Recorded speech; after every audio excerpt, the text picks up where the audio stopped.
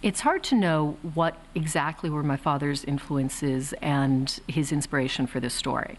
But to a certain extent, I can say that some of the story is based on my life and the lives of my two sisters, and of course other people in our age range that my father knew.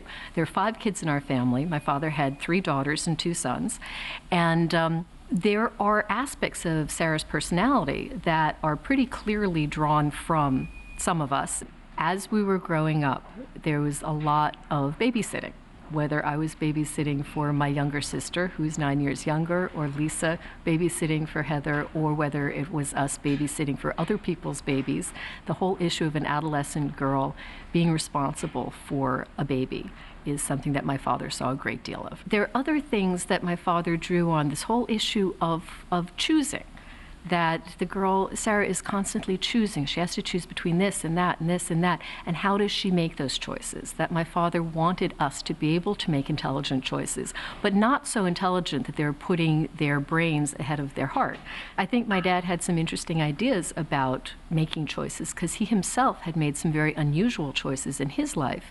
And the creativity, the directions that he took wind up working very well for him. And so the idea of just using standard logic to make all of your choices is something that he wanted to poke a hole in. I just find it really quite interesting that my father was able to take things that were real to him and real for his children and put them into the film. I think that gives the film a realness within the fantasy.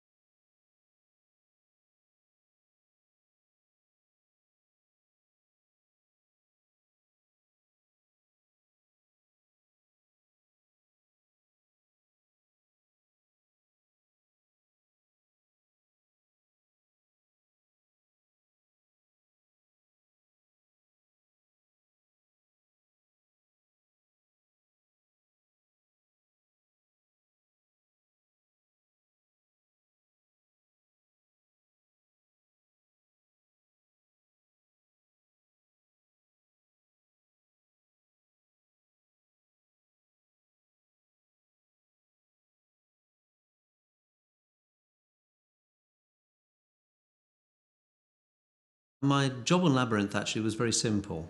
I was hired to look after Jennifer Connelly, who was a 14-year-old girl, and was really, apart from David Bowie, the only human major part in the picture. And so I was basically sort of looking after her makeup every day and travelling around with her. The chief makeup artist on Labyrinth was a man called Wally Schneiderman, who I'd known on and off but never worked with for some years. And he phoned me up and he said that he needed somebody who could basically just look after Jenny. And he said, it's not what you're used to doing, because my background is prosthetic makeup and creature effects and makeup effects. And all the creature and makeup effects on Labyrinth were being done by Henson. And I knew tons of people at Henson. In fact, my wife was working at Henson's on the movie. So it seemed terribly convenient. And I said, yeah, sure, I'll come and look after this young lady. I think with anybody of that age on a movie, there's always a sense of they need looking after. And she was great, she enjoyed being there. I mean, working on a movie like Labyrinth, where you're surrounded entirely by rubber puppets, for a kid of that age is an absolute joy. And but she was really a pleasure to work with, and very easy to look after, because she's very pretty, and makeup-wise she needed very little doing to her, so it was very straightforward.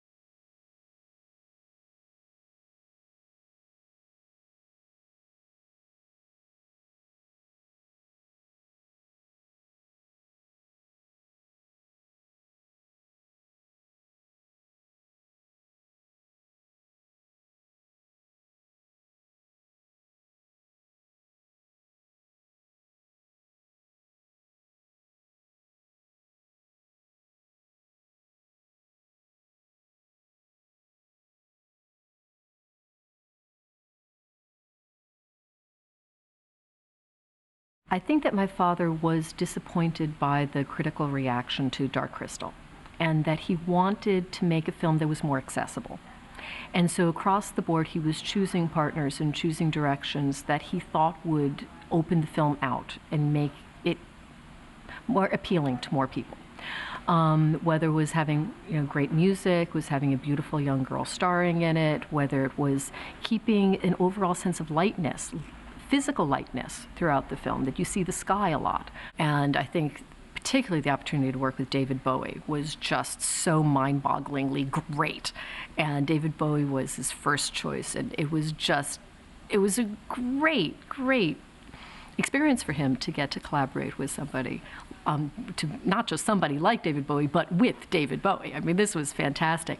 And David did some amazing tracks. He was so gung-ho. He was just right there with everybody.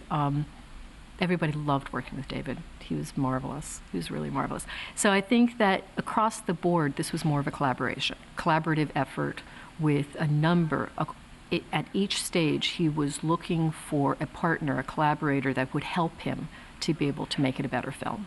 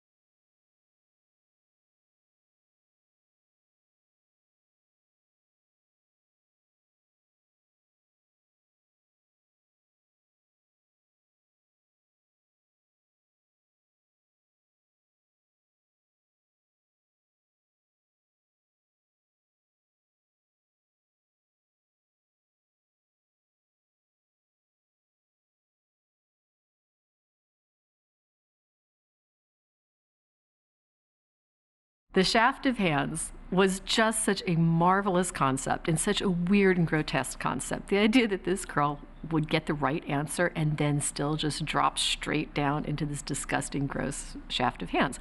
And the idea that you could take hands and create all these different faces that they join, that they unjoin. A lot of the same people who were doing the Fireys then came together to do the shaft of hands. And my brother Brian and Kevin Clash and some of the other puppeteers did the main faces and coming up with all these different faces that you could do. The shaft of hands was one that we had a lot of fun performing, because it was trying to figure out how to create faces with hands.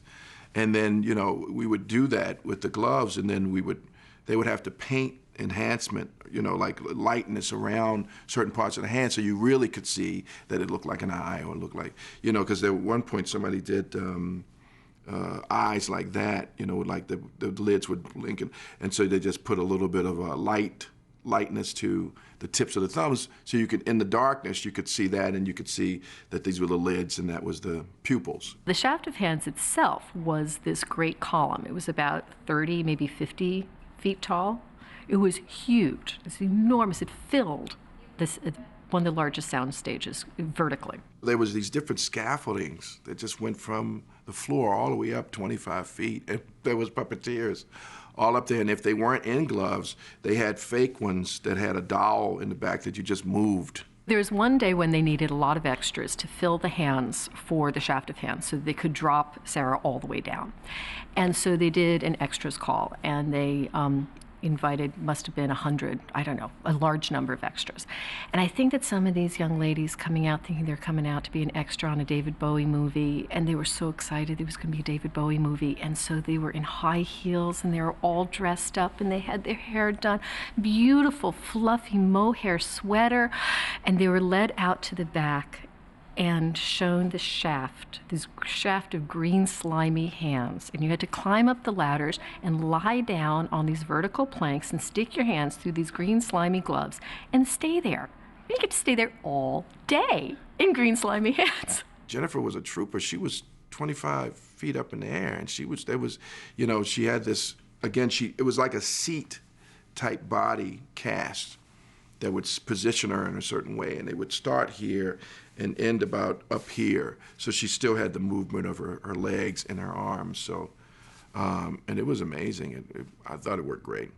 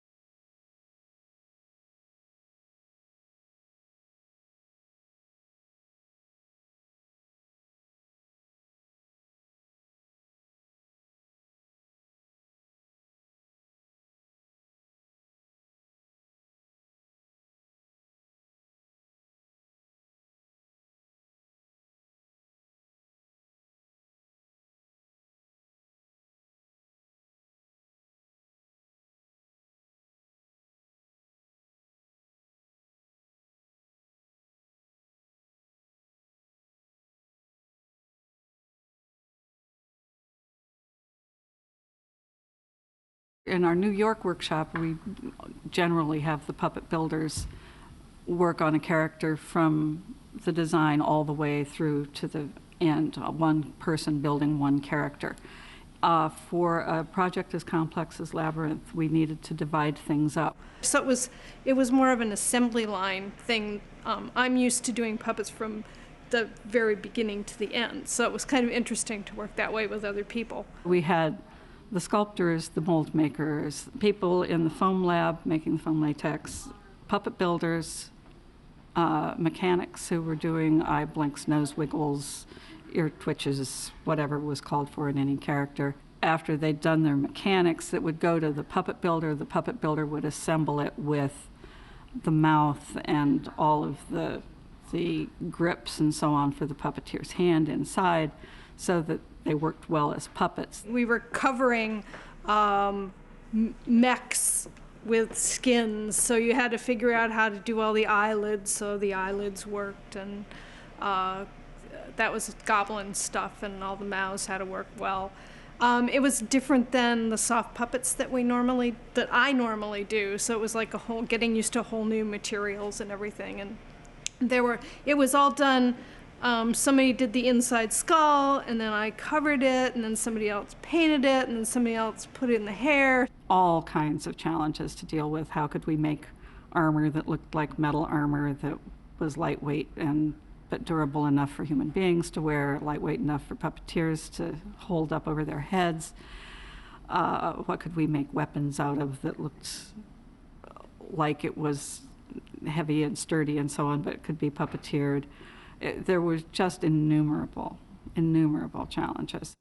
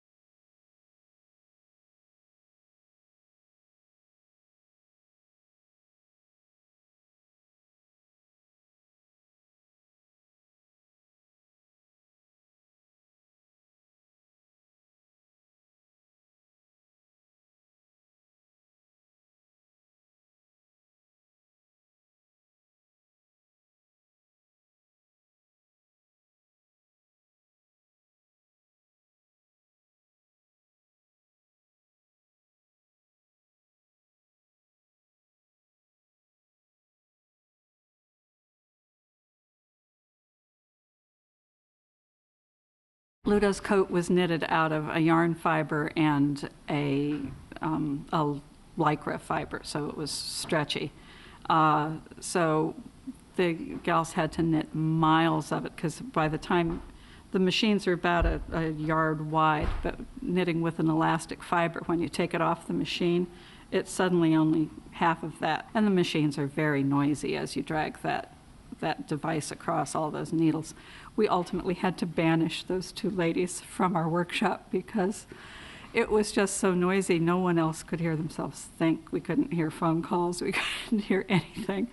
So we welcomed them back when they were done with their actual knitting, because then there was the long process of latch hooking sisal fibers into the fabric that they'd made. So that we then had very hairy looking and very stretchy skin that would work on our gigantic puppet. We also had an outside wig maker who made wigs for us. In fact, when he made Ludo's wig, that was one of the last things we got. And Ludo was a difficult problem in making him. Every time we added something to Ludo, we had to go inside and strengthen up the springs and so on that were supporting his spine because it was cantilevered out over the performer's head. And for the longest time, we'd had a big bag of sand hanging on that. And we thought we were doing pretty well at estimating how that much weight out there was going to be balanced.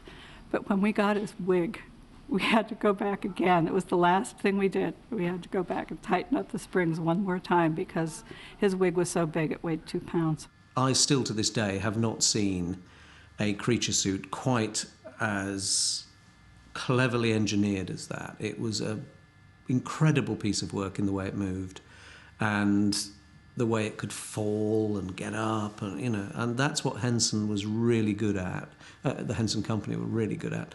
It was that they could take very complex, big, serious pieces of kit and actually animate them. They could puppeteer very sophisticated, big pieces of equipment. Rob Mills, who was the stand-in for Ron Muick, who performed Ludo, and we all went out, and had this unbelievable Italian lunch.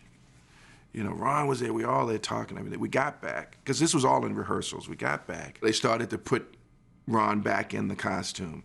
And this thing was so heavy, it was up on this platform. And it had this huge, pole that they had to slide the costume on to keep the weight of it. So Ron gets in this thing, and they strap him all in. And he steps off of that platform, and you hear him, and we open up that thing, and steam is coming out now. And what he did that he should have done is he knows he needs to, warm up again. So he was out for a week of rehearsals at that point, and we had Rob, we trained Rob for some of the stuff, but we knew that we had to balance, because that costume was really, really, really heavy and enormous.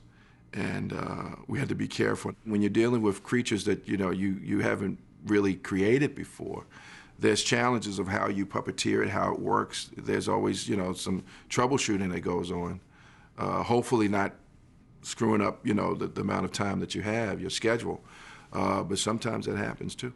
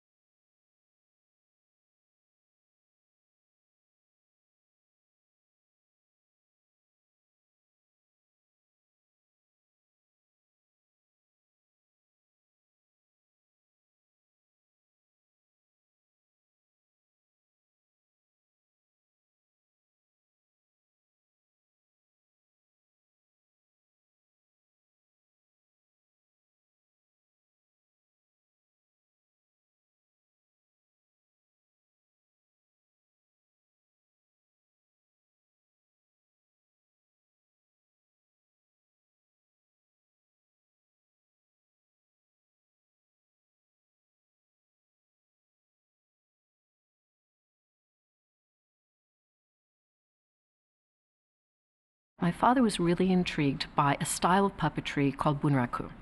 And it's based on a Japanese tradition, which is, 500, 600 years old, where there are 3 puppeteers on one puppet.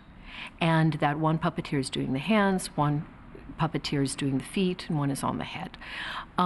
My father had done a number of different characters on the Muppet Show when he had the opportunity to really experiment and play around a lot, where the puppets were performed against black. And so the puppeteers would disappear into the black. And you could have 3 performers and not actually see them. Clodhoppers, I think they were, and they were these monsters that had big, huge shoes on, and that was the kind of bunraku puppetry that they used to do that on the Muppet Show, and so it was very easy, to go right over and say, okay, this is the direction we're probably going to go with the Fireys.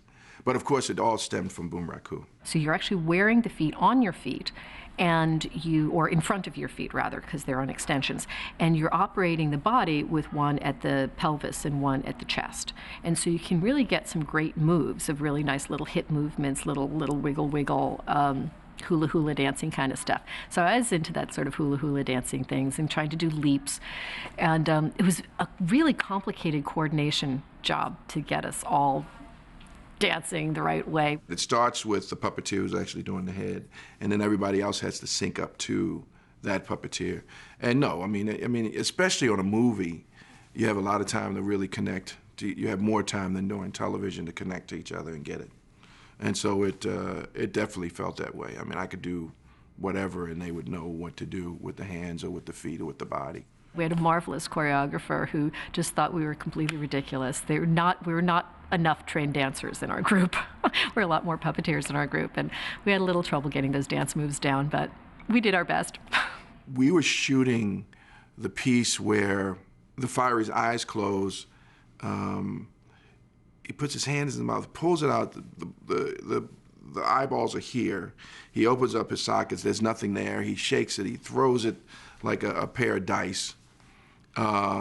He gets it. He has to shake it. He throws it back up in the air. He swallows it, and then it's back in his eyes. So that was a sequence that we were trying to, and I think all we were trying to figure out and work out at that point was we got everything else, but we didn't get where he throws them up in the air, swallows them, and then it comes back, through. Because the thing is, the pupils were all like latex. It wasn't hard wooden things that was weight enough that it could stay in the mouth, so it kept bouncing out of the mouth. So we got through it, and it's in the film. The idea of doing 3-person puppets is something my father had always wanted to do in a big way. What was different and what was complex and didn't quite work is that he was trying to do it on film instead of on video. And when you shoot on video, it's very easy to remove the background. You can shoot on blue screen, you can shoot on green screen, you just pull out the back, you put in a new background. A lot of my dad's work had this matting process. The problem is that he was shooting on traditional film, and it turned out to be an extremely time-intensive and very, very expensive process to pull out the background and to remat these characters into the woods. And when you look at it, they do not look like they're in the same world. But one thing that's kind of interesting about it is that it does give it a sort of a glowing quality. It gives it an ethereal, otherworldly quality that you would not otherwise have gotten from these Fireys. I actually got to do 2 of the voices of the Fireys too, which was really fun. And that was great because I got to, sing some of the songs, which was really cool because we recorded some of the songs at Abbey Road, which was really cool. And people like some of the Monty Python guys would come over and hang out when Bowie was recording. Jim was there all the time. I mean, it was like a dream come true. We just hung out, be at the recording studio until 2 o'clock in the morning. And it was, that was, because I love singing and I love that part of it. So, and being at Abbey Road, that was really cool.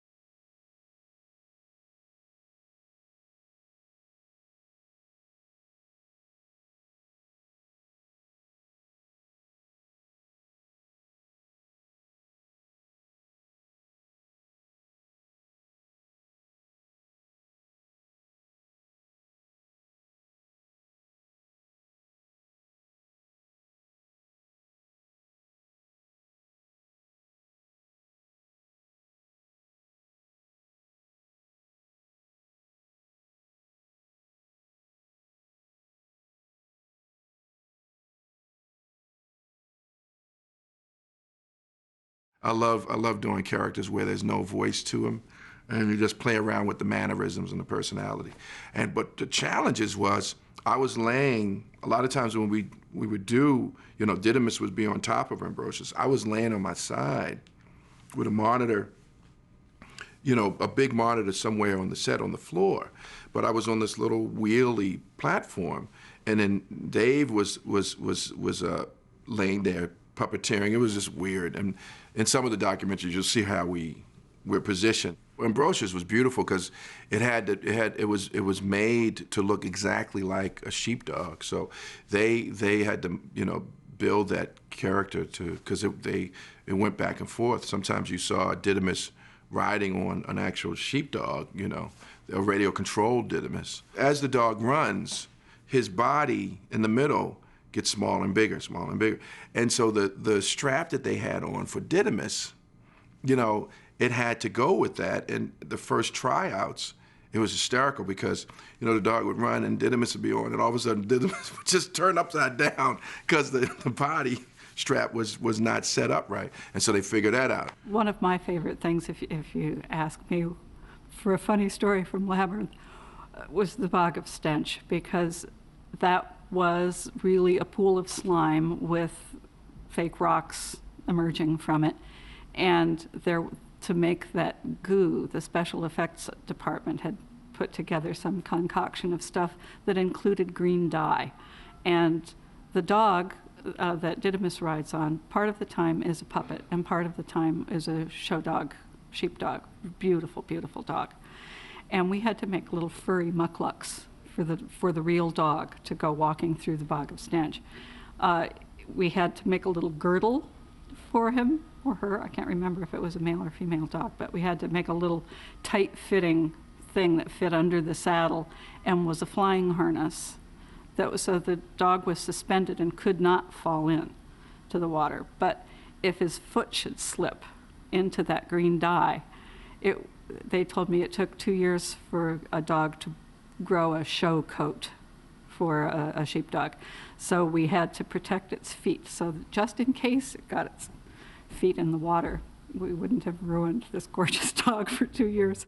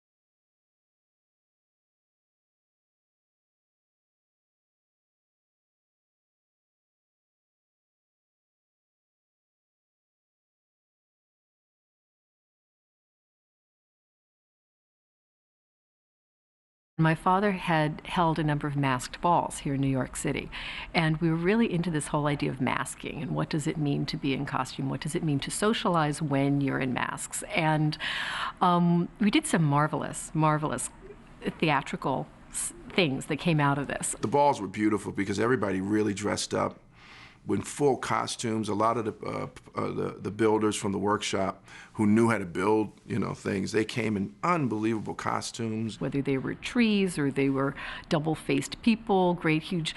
Dick Lovelace did this incredible one with these great big tubes coming off of his arms and his legs. It really was a great opportunity for the people in the workshop to show off their skills, to just go wild, do anything they wanted. They didn't have to stick to somebody else's sketch. They could do anything. And these costumes were fantastic. Steve Whitmire dressed up as this writer, and he did this as a joke to Jim to see who would recognize him. The only one that was in on the joke was Richard Hunt, and he introduced and said, "This is a writer up and coming that he would like to send, blah, blah, blah." And I tell you, it was so funny. It took everybody a while to figure out that that was Steve. And Steve really hardly said anything. That's why Richard was the one who talked, because they felt as though if Steve talked, they would give it away. So Richard, would talk for him. This is such and such. And Steve would say, "Yeah, mm-hmm, mm-hmm." And I saw when Jim actually noticed that it was, and it was so funny. It was so funny. He was like, "Steve?" It was great. So my father had had 3 of these masked balls before we started Labyrinth.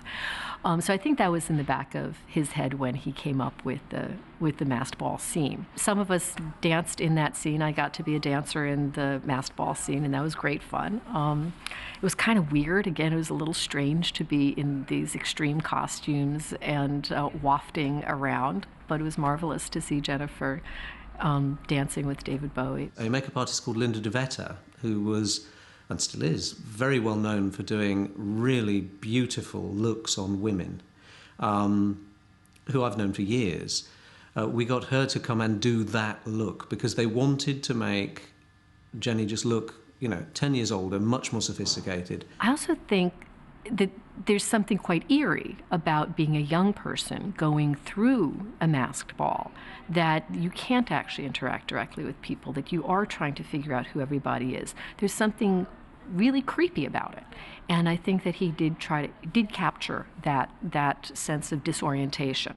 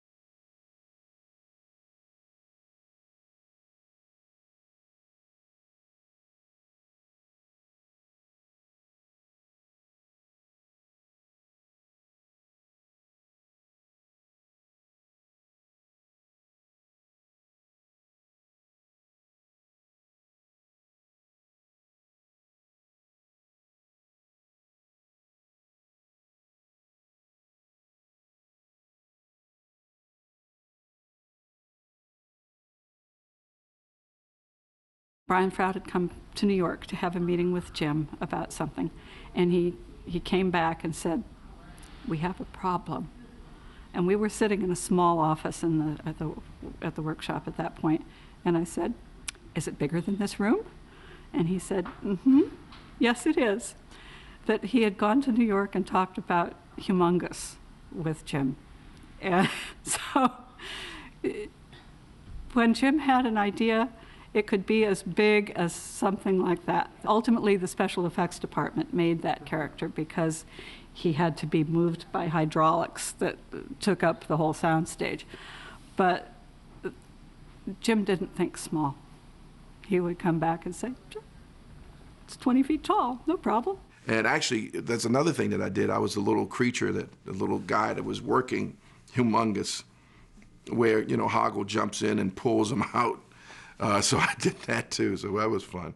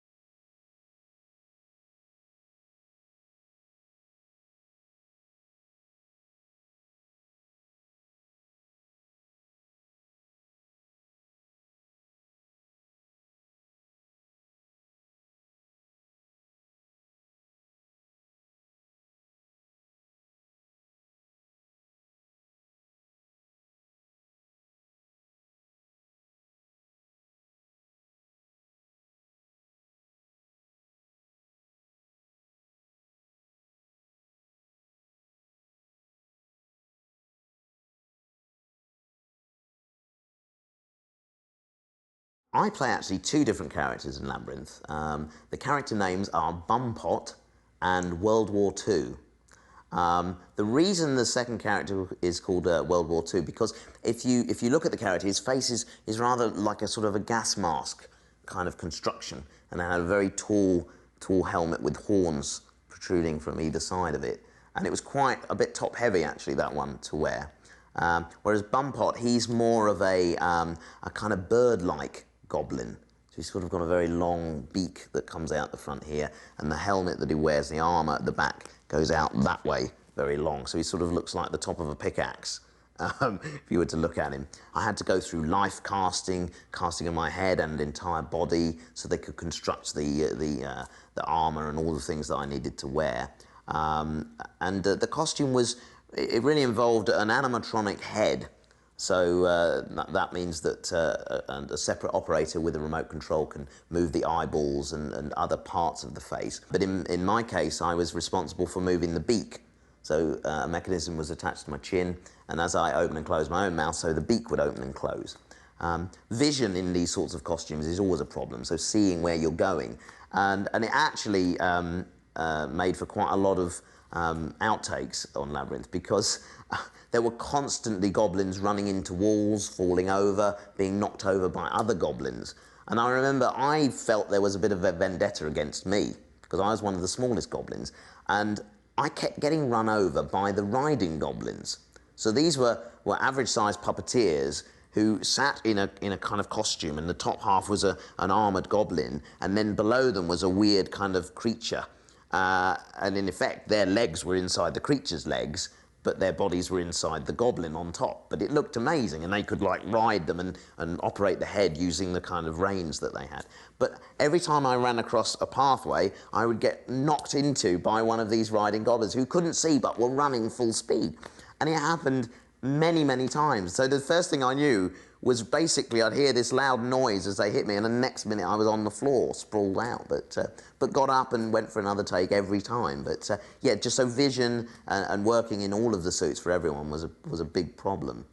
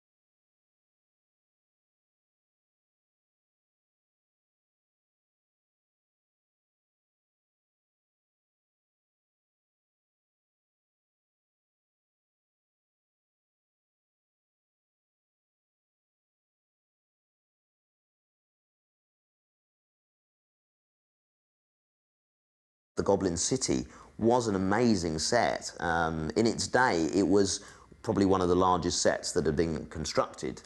It was on what they had dubbed the Star Wars stage at Elstree Studios. So from the gates at the beginning, right, you could look through the gates and beyond into the whole village and the whole city. And it was all set up so that puppeteers could sneak in underneath and operate goblins through windows and all sorts of nooks and crannies. So, you know, once you were shooting, the whole thing came alive. And there were many occasions where we would be doing kind of a very wide shot of the entire city. So, you know, you had not hundreds of people, but many, many tens of puppeteers and goblins running around. And it was really quite amazing sight, I suppose, to see. There was a little small person that was in one of the goblin outfits, and there was a little cannon goblin that was radio controlled that was on a wire that was supposed to hit one of the goblin houses at a certain point. It came out of this really funny looking Brian Froud, you know, design cannon, and it hit and it sparked right at the goblin house, and the spark came right down on that small person's costume, and he did the wrong thing. He ran, and you know, the wind, it just picked up, and he started, and you know, we had to have firemen on it, because it was, especially when we got into the big production of everybody on the set, and he just grabbed that small person up like a doll and smacked it, you know, and got the fire out. But it was, you know, the small person turned to him and said, "Thank you, thank you, thank you." One of the more time-consuming sequences was the scene where Ludo, he calls up the rocks. He has a special affinity with rocks, so he can call them in to kind of attack us and squash us. And the way that they achieved that was fascinating to me. They actually had a rock, which is, you know, obviously a round circle, but they could have that controlled by remote control. So a guy could stand there with levers and this ball would be able to move around where he steered it. It was fascinating, and they would actually take these rocks in half and show me, and this very intricate mechanism inside how they got it to actually work and how they could steer it. They had small people in the costumes, and they would attach wire to them, and they would attach a boulder to them, and so the boulder would roll as they running, so it looked like they was coming towards them. And so that's how they did that, and it was really funny. You know, you yell, you know, all these people standing waiting, you yell action, and then they start running and all these boulders. And they had some radio control ones that would just roll through, and they had real chickens on the set, so the chickens were trying to get out of the way of the boulders, and it was a lot of fun. Another little scene you can look out for, actually, and this is when people say, well, where were you in the film? And I can actually say, this is a good place to look for me. During that whole sequence of the rocks rolling around, there's a goblin that kind of, he runs up to his house doorway, and he says, "I've had enough, I'm going to bed." And he runs in the door, and then a lot of rocks pile in after him. Well, that was me, that was Bumpot. The way we shot it, though, was fascinating. What I had to do is I had to run out the house backwards, raise my hands, look that way, put them down, and then run off backwards. So that, and then after, I know, actually before I ran out the door, we got to throw the rocks out first, and then I ran out backwards, wave my hands, and go. And when they reverse the film, obviously, it looks like I run up to the house and the rocks go in. So that's the secret of that little scene in there.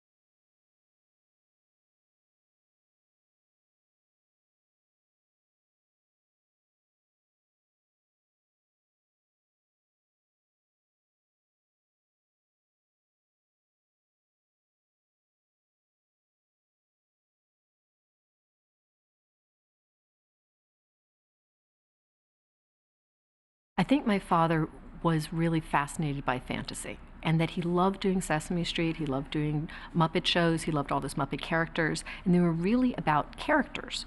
And when it came to the fantasy work, it was about creating an entire world. And that even with Labyrinth, he's bringing Jennifer into this world, this fantastical world that doesn't exist otherwise. It was groundbreaking because in the mid-80s, it was the only movie around which meshed human beings with puppets. They'd done Dark Crystal, which was like a pure puppet movie, so it stood on its own.